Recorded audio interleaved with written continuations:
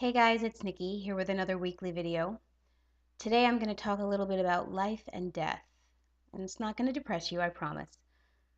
This week is the 9-year anniversary of my father's passing, and I miss him. I miss him every day, and I also talk to him every day, so in some ways I keep him close because I'm always chatting about stuff. But a few weeks ago, I ran into my father's work BFF in the grocery store. You know, your work BFF is that person that gets you through the day and who you absolutely love and hate it when they're homesick. Well, my dad's work BFF was this really awesome guy named Mr. Skeels.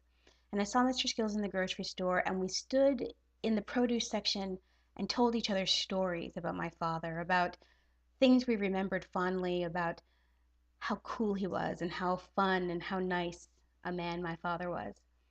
And I walked away from that experience feeling like my dad was closer to me than I'd ever felt him since he'd been gone. It was like I had just run into my dad in the grocery store.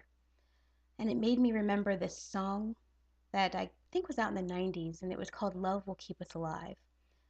And I walked away from that so grateful that people who loved my parents keep them alive for me in ways that I never would have anticipated. I'm so grateful that I run into people all the time. I talk to people on Facebook. I see people who knew my parents and who remind me of how wonderfully kind they were, of how generous they were, of how deeply committed to their faith they were. And that makes me really happy.